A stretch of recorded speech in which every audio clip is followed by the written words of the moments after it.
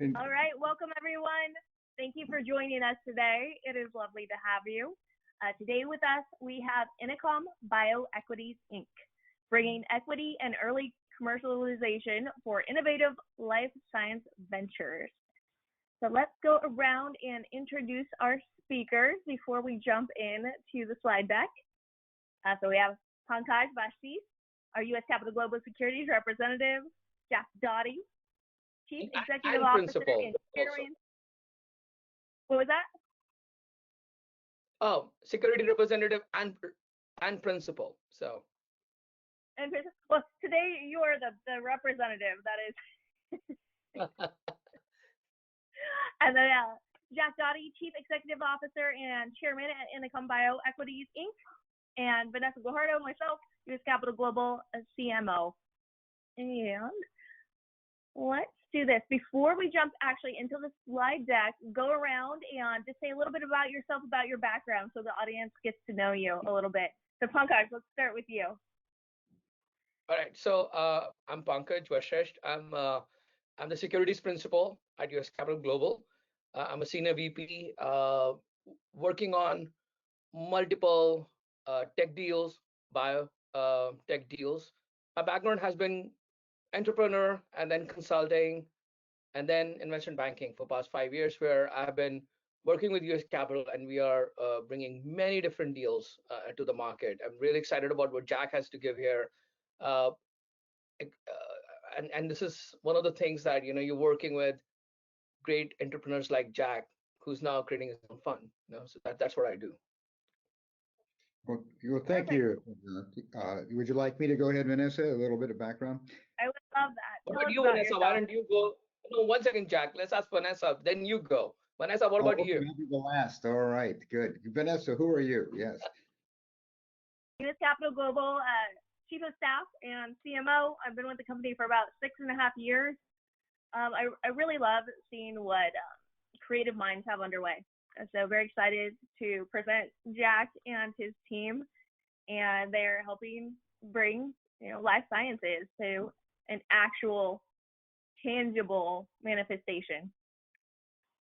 Take it away, Jack. Okay, thank you. I'm Jack Doughty, the Chief Executive Officer and Chairman at InnoCom Bio Equities.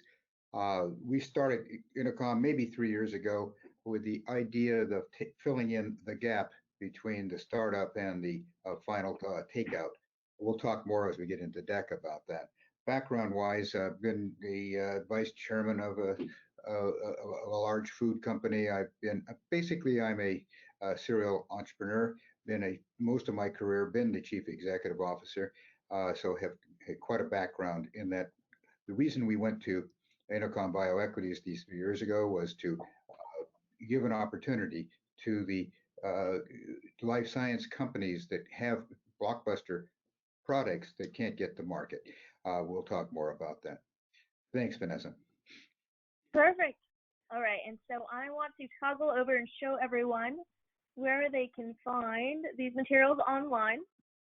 So if you come to uscapital.com, under the invest button here, general solicitations and offerings will show everything that is at 506C.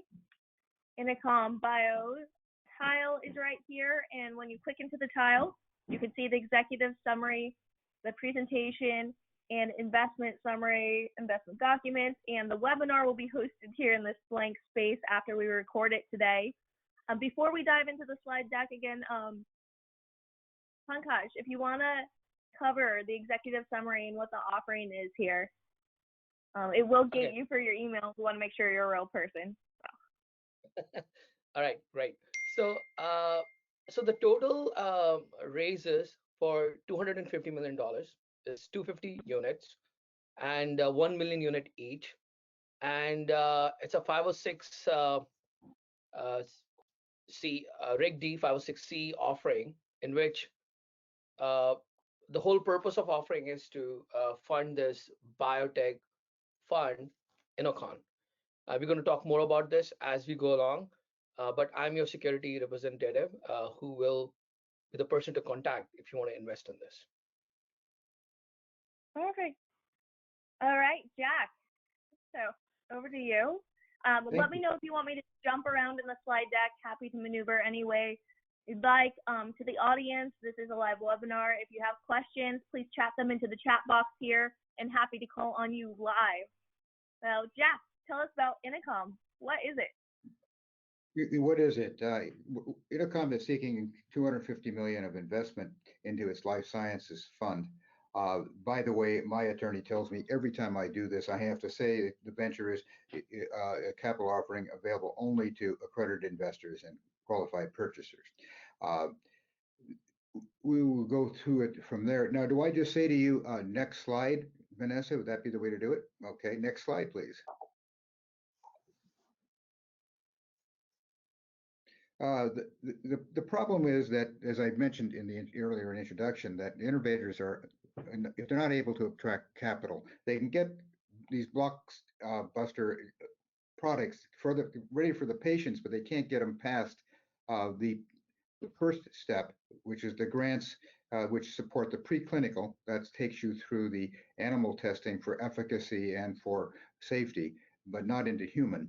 And get that far pretty much under grants, non-dilutable.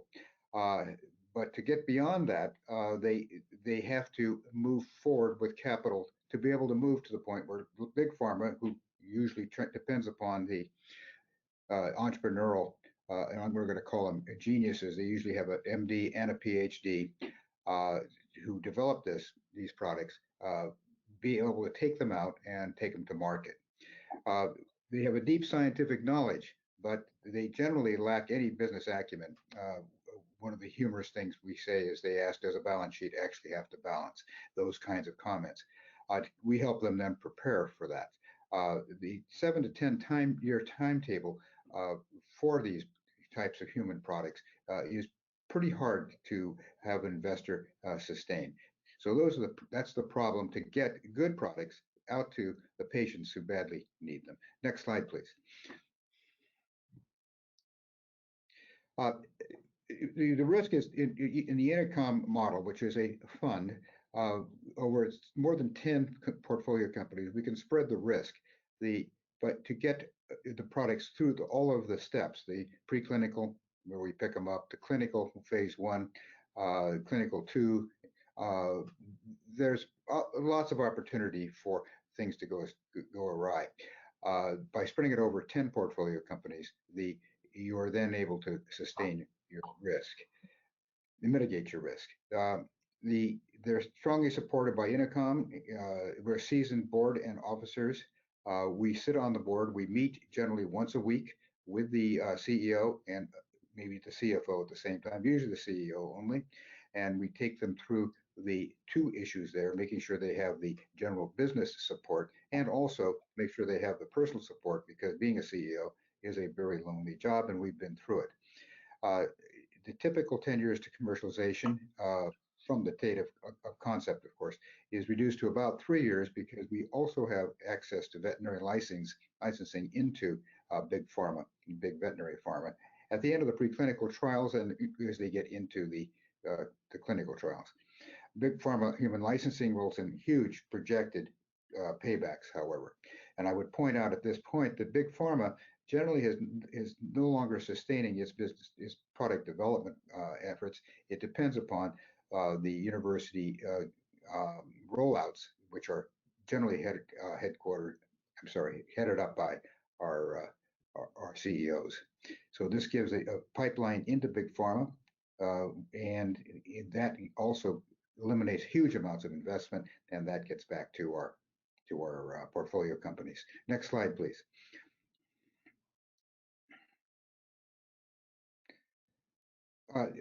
Our existing portfolio of companies is listed here. We can go further into it, but Anacan is a small molecule anti-cancer therapeutic. ESN is heart failure drug delivery system. K9 is an oncological virus targeting both lung cancer and lymphoma. You'll notice these are very frightening diseases as we go through. Kia is a plant-based biopharma materials manufacturing to supply protein into the manufacturing of these products through plant-based manufacturing. Outbreaker is a means of killing killing microbes. on contact. Normally it takes in copper, the other main microbe killer, it takes maybe 3 or 4 minutes to go through the process, sometimes 20 minutes. In this case, it's in the 20 to 40 seconds. It kills the microbes both on the transfer device and on the hands. Plasmalogy V4 is an antibiotic resistant infection control and wound care. Rational vaccines is both prophylactic and therapeutic for herpes being the predecessor to many diseases and being pretty widespread. Some 60% of all humans in the world have one version or another of herpes. That is the basis of many other diseases. R&R is a pain control,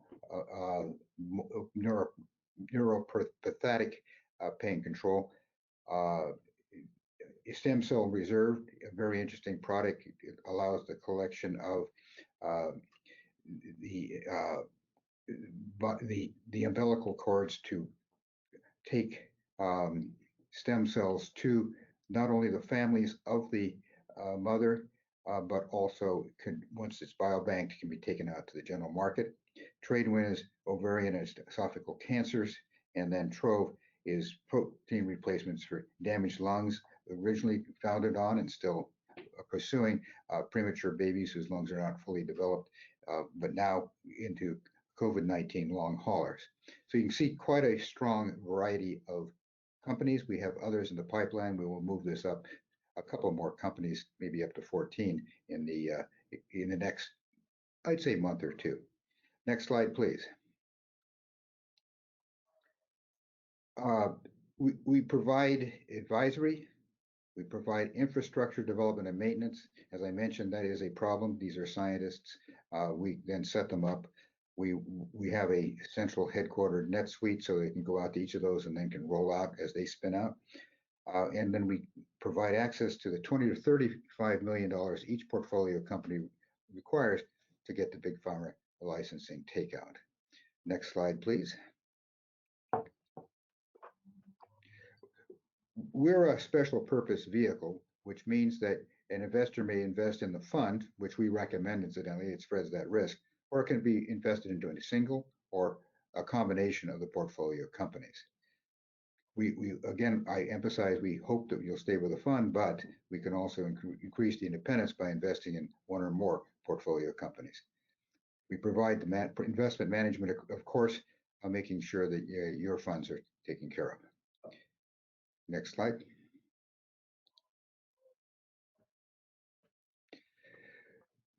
InnoCom establishes an agreement with each of these portfolio companies so that they will receive the money. They know it's coming. They also pay for the services that are provided by InnoCom in terms of the weekly meetings. We hope to invest upon fully funding 10 to 40 million in each of the portfolio companies through an LLC, which holds the money until they need it, so we can control and make sure that the money is being deployed properly. They complete their phase one and pretty much complete phase two, although it's not necessarily completed, but it gets close to the end, so it's attractive then to Big Pharma. We also obtain veterinary licenses for them and early commercialization as a result. At that point, much of the investment can be returned, therefore increasing radically the return on investment.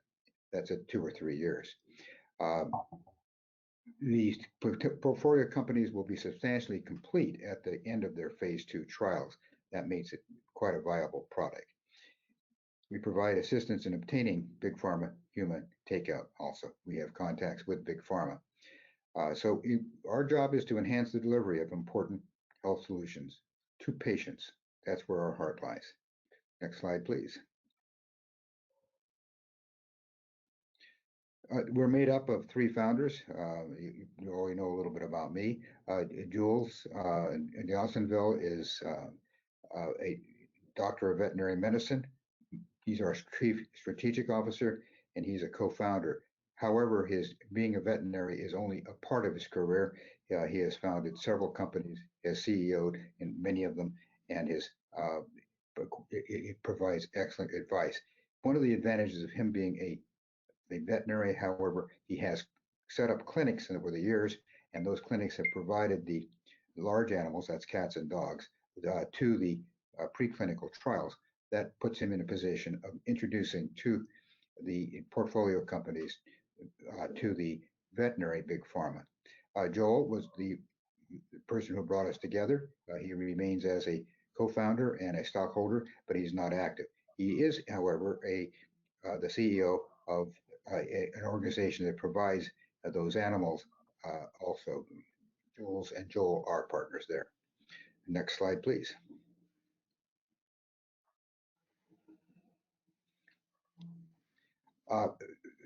Three of our advisory board are here. We just added a fourth just yesterday. Rob is pretty much a generally acknowledged authority on most things medical and most things veterinarian both. Robin is an experienced investment banker and experienced as a private equity CEO.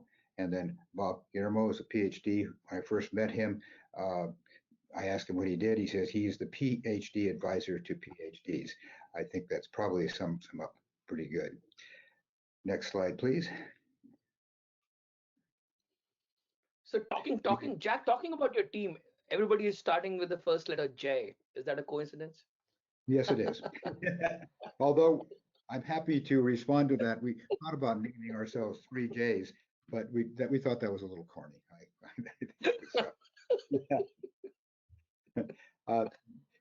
Kamlesh is actually is the relationship between the investors and InnoCom. A background starting off with Bank of America in that role there in their investment side, and then has moved through his own companies, has a CEO experience, has been an international distributor, and many other roles which are summarized here. Next slide, please. Okay, this is the potential returns. I have a sheet that I'll talk off of. Just to summarize, and we have to be very careful because of the risk in building a portfolio of companies that are going to deliver these blockbuster results for the medical industry. They may not make it all. But to pick it up here, the total value of the companies together is at 5 years, if they're all were to be successful, is something over $200 billion. Now, that is them individually. The investments would range in the neighborhood of around, we have an average of 17%, and that brings the value of the 10 companies into the nature of about $40 billion together. Of course, they're not all going to succeed. So to run a normal venture capital model on this, if only one were to succeed, then the value of that of the total portfolio would be about $4 billion. We think that 5 of the 10 we see here, about 5 will succeed. That would be then that half of the 39 billion.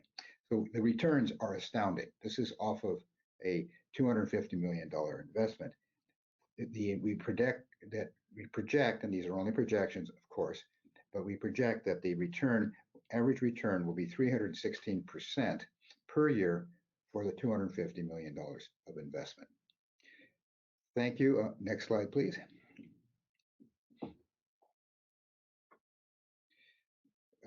The disclaimers, of course, have to be a part of this.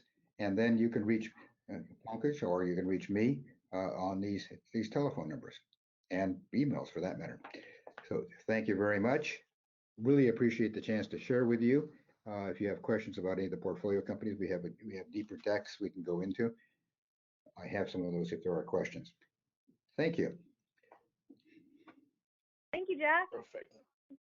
Concise and well done. And then, Pankaj, I know you have some questions queued up somewhere in your head. I'll just executive summary for the background. Exactly. So one of the things that, Jack, I would like to ask you is about what are the services that you're providing to the current portfolio companies that you have, or intend to provide to the portfolio companies? Like, okay, so you were talking about services beside investing. What else are you doing for them on day-to-day Uh, basis? yes, we carried on our previous relationship with the original portfolio companies. There were 8 to start with, where we had contracts to provide CEO advisory. And if you want more detail, I can give you that, but I think people generally understand what that means. We sit with the Yeah. CEO, have them confess their greatest fears, their anger, their frustrations, the other things that have to do with being a CEO, and have a person that's safe to talk those things over with. And sometimes we say, it sounds like you're being treated like a CEO here, and they need to hear that. So that's one of the services, and that's the longest standing. The second is infrastructure development. We found that I was teasing earlier about not knowing that a balance sheet's supposed to balance, but most of them are operating their companies off of Excel and they just want to know where the money's going, and they want to know how much money they have. So it's basically a check register. That's not acceptable for investors. We then come in and teach them how to do double entry accrual accounting and have them do it. That sometimes is under protest, but that's okay. They get the job done.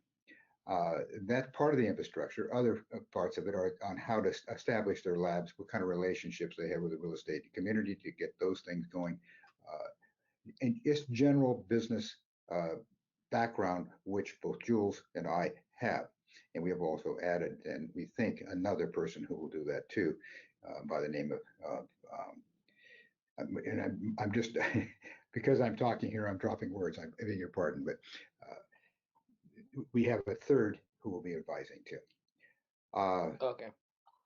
Does that help? So basically, so one of the key thing is that you are finding the current portfolio companies. You have found them to personal relationship because you have been advising the CEO.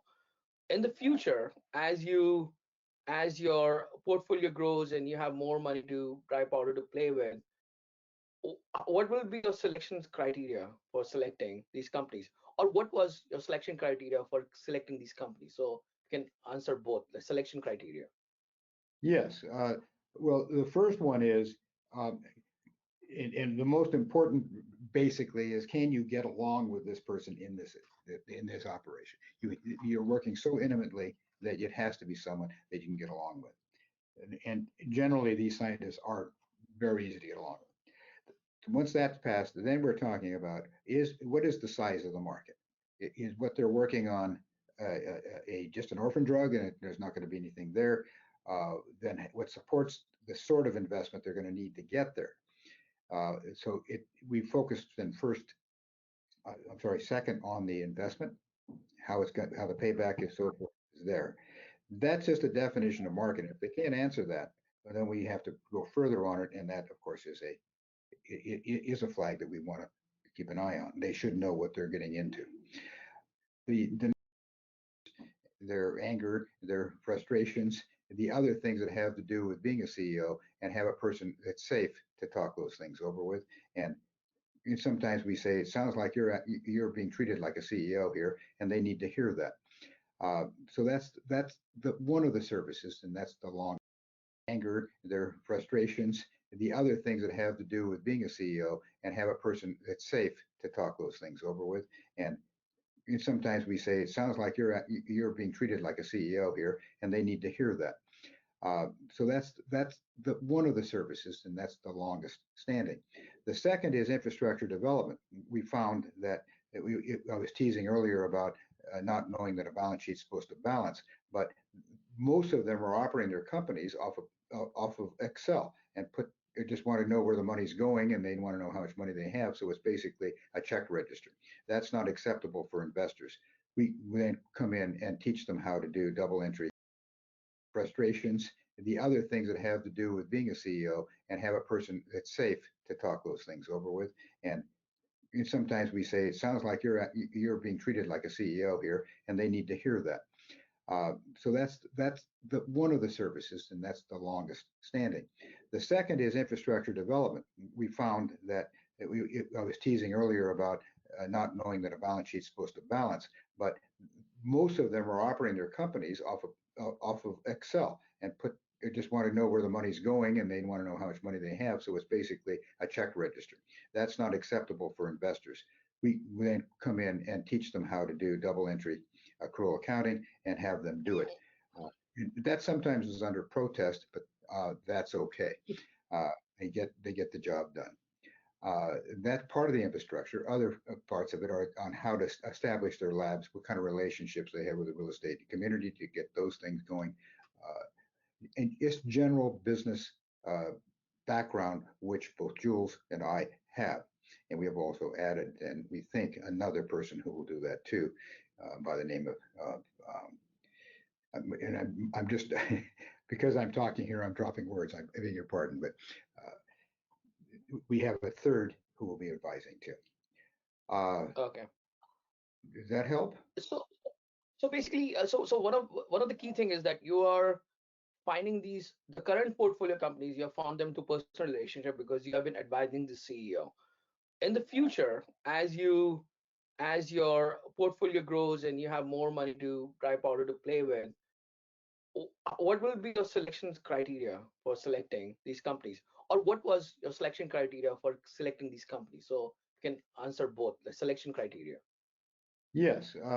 Well, the first one is, and the most important, basically, is can you get along with this person in this operation? You're working so intimately that it has to be someone that you can get along with, and generally these scientists are very easy to get along with. Once that's passed, then we're talking about what is the size of the market?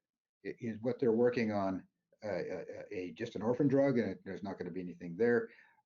Then what supports the sort of investment they're going to need to get there? So we focused then second on the investment, how the payback is so forth is there.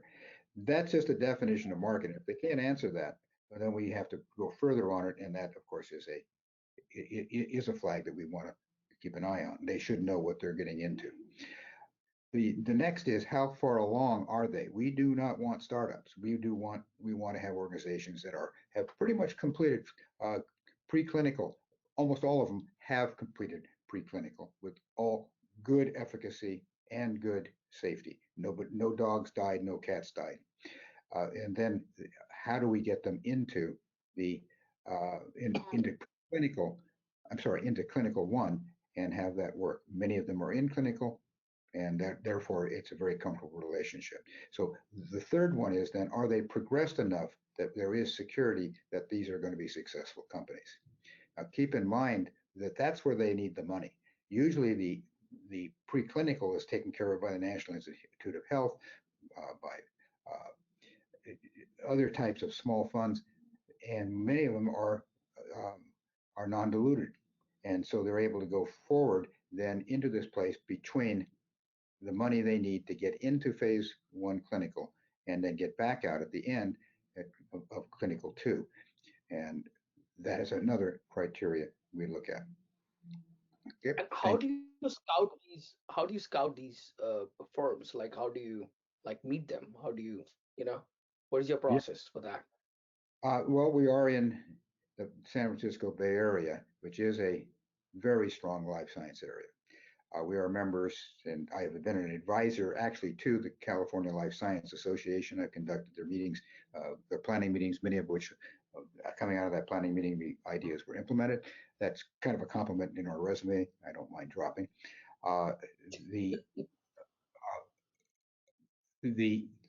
Because San Francisco is a headquarters city for life science, we do have the JP Morgan event, which we did, was it a month ago?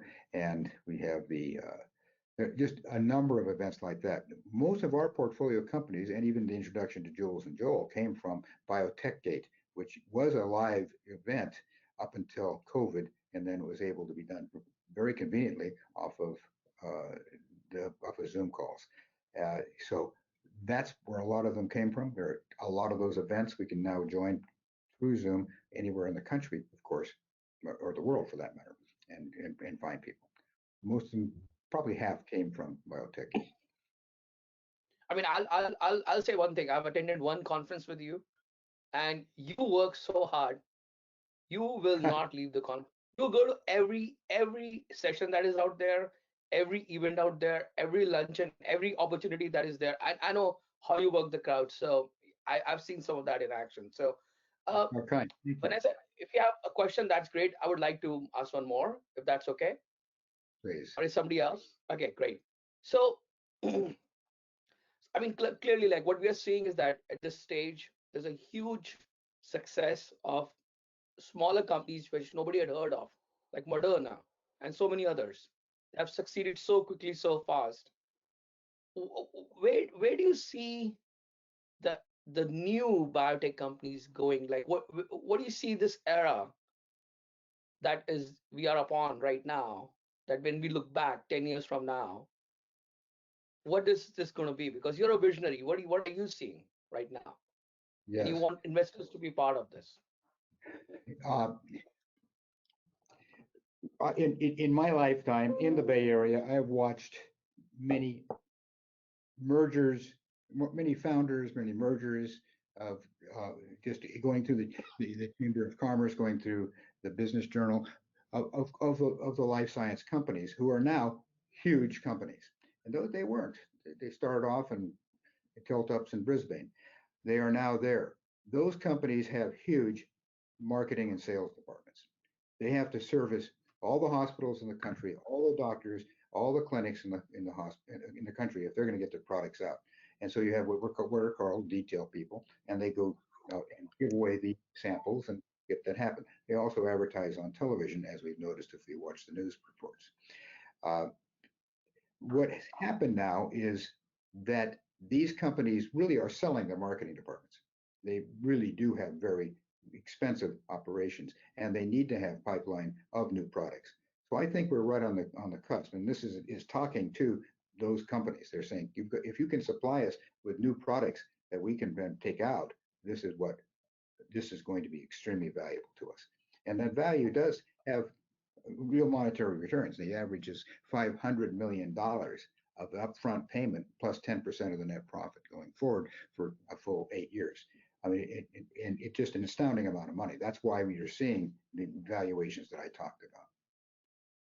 Is that a Okay. good? And then Is that talking about valuation, that's a good answer. One thing like so talk about valuation. So you come in, you bring in some money on the table. What is the typical like size of the company you guys like to take, and what is your typical check size that you're looking to offer? What is your yes? typical like valuation of the companies that you look at? The check size we like to see 10 million first tranche, and then we like to see another 10 million. That would be our typical investment. Now we do have one or two want 15 million, one I have in mind, and wants another 20 million on the second tranche. That's perfectly acceptable. That one happens to be just entering into phase two, and the risks are not nearly so great. So that is our typical check size. Uh, the where are they in the process? It's not so much in revenue, which is an evaluation that venture capital normally makes. It is how they are in the FDA process. How many times have they stubbed their toes, and how far along are they? And do we have the acceptance letters at each of those steps? And that part of the due diligence is to check that out. Oh, okay. And then what's your exit strategy typically? Like, what do you see like some of these companies, especially specific to these portfolio companies that you're working with? What do you see like some of the exit strategy that will be, and when this exit is going to be, and how investors get their money back, or how what happens to their money? Is it getting Yes. invested into next future portfolio companies, or is it like you know? So what's the model? Uh, the simple model you just triggered, which is we take out these portfolio companies and we bring in new portfolio companies and rotates. Uh, the but the length of time will push the investors to probably their limit at the point we plan on taking the investors out at 8 years. I'm sorry, 6 years. And at 6 years, then they should be getting the returns we're talking about. Your question then is, how do we take them out? And that is through those upfront payments that are coming in from Big Pharma and the licensing agreements then can be capitalized. from the company's point of view, each of those portfolio companies will probably have gone on to other products while they're developing these through FDA and going through back to the National Institute of Health grants and those sorts of things. They just have these wonderful ideas they can't resist but to pursue. They will have the advantage, though, with the capital coming in, of having infrastructure in place, having staff then to cover the things that they have to do themselves, which distract them from the science. I think that answers your question. Okay. It does, yeah. So okay, that's pretty amazing, actually. And I mean, so all of these companies are going into phase 2 clinical trial right now. Most of these pharma companies that you're working with, or they're part of the still phase 1 phase, like what? I know you talked about preclinical, but like, where are these companies at right now? I don't think we have any preclinical. I'm just going, scratching my head. That's great. Yeah, I don't think so. We have one or two that are in the middle of clinical 1, and the rest are either at the end of clinical 2, end of clinical 1, or at the beginning of clinical 2, which is really right. That's the sweet spot. That's where we want them. Can you speak about, I've heard from you separately. Can you just tell the audience right now that the percentage of risk you are taking away and coming at that stage, because already so much risk has been taken away because at the stage you are? So can you just address to that in terms of probabilities and stuff like that, like the probability of success at this stage? Yes, when you come? and I will start off with a disclaimer saying this is my understanding of where they are. All of this is projection, of course. Perfect.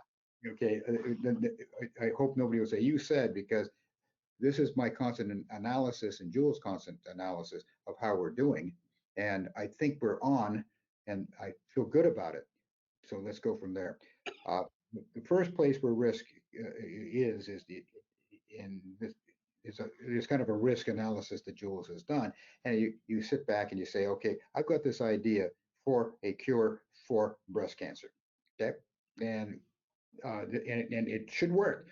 Here's all the numbers, and I've done all the calculations, and I've done the simulations on a computer, and it should work.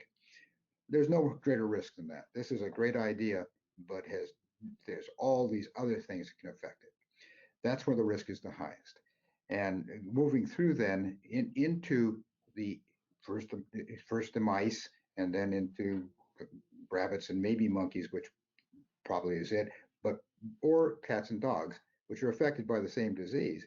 And then you run through and you find that no, it did cure the cancer. In fact, it did. And the animal is not only alive, but it's thriving. And this is an older animal, because that's when these things happen. Wow, this is really terrific. At that point, the risk is no longer 95%. It's moved down to under 50%. The efficacy is there and the safety is there. No dogs have died. Cats are fine. At that point, now it goes into humans. Humans are very similar to dogs and cats, but not identical. And so you'll have other behavioral issues within the body that can affect those cures. If you get in, by the way, at that point, the risk is being mitigated because it's being supported by non-dilutive National Institute of Health and other types of grants to get it that far. Everybody wants to see cures for cancer. At that point, they have enough money to carry them into phase 1 clinical, but not enough to finish it. And that's where we come in. At that point, we think the risk for any one of these companies is under 10% of failure. Okay, at that point when we brought them on. Now, when you get all through, there's lots of opportunity for risk, and our guess may be wrong. That's why we use the number 50%. But that is just to be conservative. And that's why you're diversifying the portfolio, because diversification helps with, enhance opportunity and de-risking the whole project. Right. Yeah. And that's one of the inhibitors have been for the investment into these companies, is because the risk is so great for one company that other alternatives then at lower returns are pursued. That's not here. We're spreading the risk over now. I think it's 11 companies now. Good. So okay, so another question. So let's say a biotech company comes to you and you give them money at first phase, and they get successful at first phase. Now they're getting ready for phase 2, and they need $20 million to conduct the phase 2 clinical trial. Because every time you do clinical trial, you're doing it on certain number of people. There's a cost involved. There's money involved. And obviously, you're hiring third-party companies to do these things, which do it around the world. Uh, and there's a cost involved for that. So, okay, so you give 20. Now the question comes, okay, there's a ticket item for $20 million that you have to give to this Pankaj Vishresh biotech company, right? But I don't want to take money from you anymore.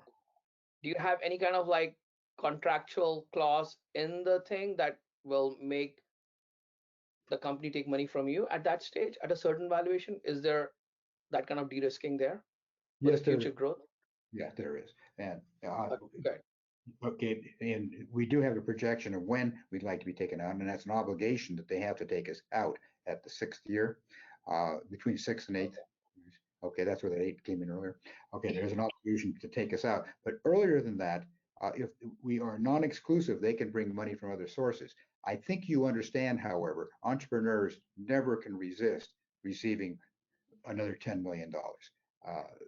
So if they were to find it from some other source, they will accept it, and we'll be very happy to see that. That will help them develop their company stronger. That's beautiful. Okay. That's all my questions. Beautiful. Thank you, Jack, for answering my questions. I know there are a couple of people in the audience. They have questions too. Vanessa will open the gates and we'll discuss more. But the ticket size is $1 million. The $250 million that we're raising is kind of like every $1 million a unit. It's a SPV model where you put all the money into SPV for investors. And one of the key thing about SPVs, it's a low cost model. It reduces the whole purpose of SPV is to reduce the cost of management. So that's a really good model that you have. And anybody who needs to invest in this, wants to invest in this, or wants to know more about this, they can always reach out to me. It's a Reg D 506C, means we can talk to anybody, everybody. But if you are accredited or you're institutional, we'll take your check. Otherwise, we'll shake your hands. Well done. Well done. That's hilarious. Great question, Pankaj. Thank you. I appreciate that. It helps bring the strategy to life here of why. So we have a question here for Mr. Allen. Let me try to unmute him and see if he can ask it live. Let's see. All right. Let's see. Oh, no, if it'll unmute. Anyhow, he chatted it in. So.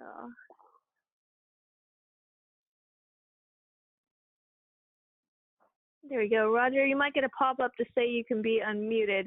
So if you want to unmute, feel free to. All right, one of your portfolio companies is based on the storage and multiple uses of stem cells. Stem cells have been a focus for decades. What is your portfolio company doing differently that gives you confidence in this one is the one? Yeah, excellent. The first, and it's so obvious, it's surprising it hasn't been more exploited, is that the umbilical cord carries the stem cells also. And so all of the controversy about, if I may use the right words, abortion, etc., is not related if you go to the umbilical cords. That's the first step. The second is that they then parse out into different categories of the umbilical cord, the different stem cells, the blood, the different ways it's used, and they then have built refrigeration buildings that then store this, and the life of the stem cell then is radically increased. It's available over a period of time. So those are the two crucial points. Beyond that, these are scientists that have gone, of course, they're going to the fine-tuning part of that is done very extensively. Roger, I Thank think you, Jack. you're unmuted if Yeah, you want to can you speak. hear me now? Can you hear me now? Yeah. Excellent. We've worked out the technology to unmute me. Jack, thank you. It's been a very impressive evening for me in London.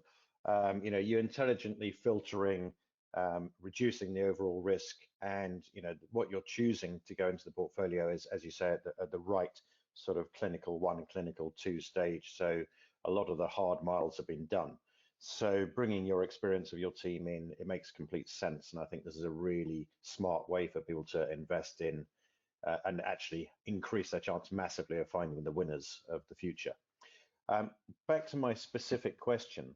I mean, I'm of an age where, you know, I have children ranging from 18 to 32. And so within that, that spread came the popularity of, you know, when you're having the child, do you want us to store some stem cells? So that was happening, you know, over 20 years ago. And my question really is, what has improved so much, and what is unique about this company that you've chosen? That, you know, because the refrigeration was there back then, the usage, you know, projected out was there. So why is this company specifically better or different than anything that's gone before? Thank you. And your first name is Roger. Did I catch that right? That's correct, Jack. Doesn't begin with J, I'm sorry. Well, okay, we'll have to keep that in mind. Well, Roger, the keep in mind that I'm on the business side. So you're getting into the unique science sides of it, then we would put you in direct touch with Raymond, who is the CEO, and on fire with the solutions that this system can do.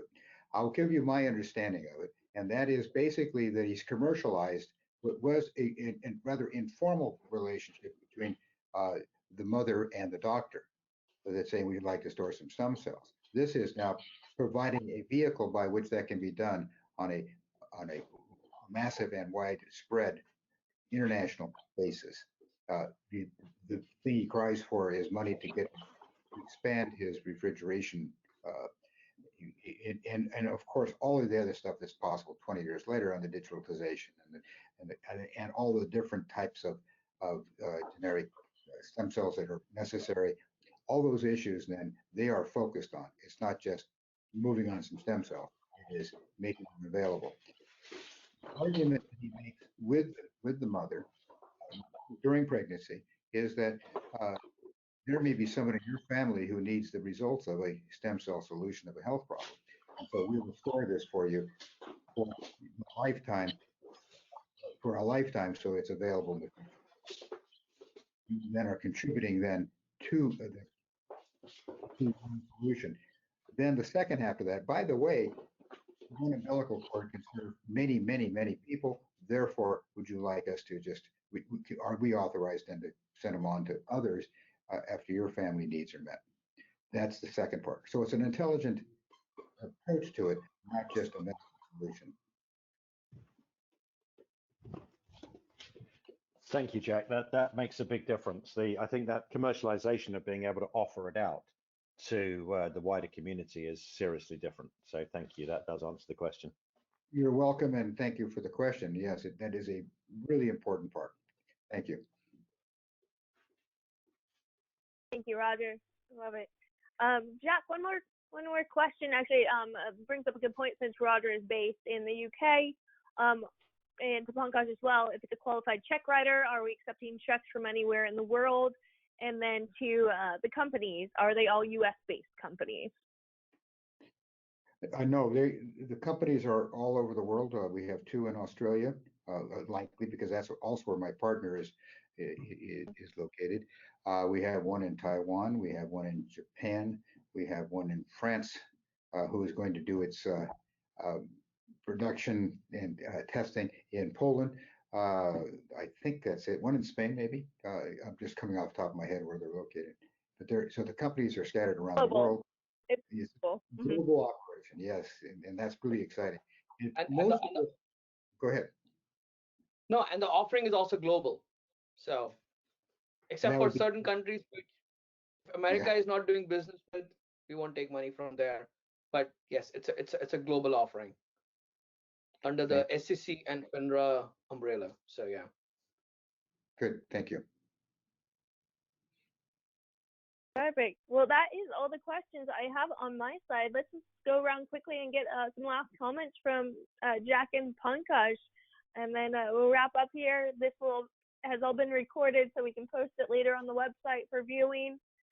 But I appreciate the audience and our speakers today. Thank you both so much. Thank you. If I would, having gone second originally, I will go first now and get this done.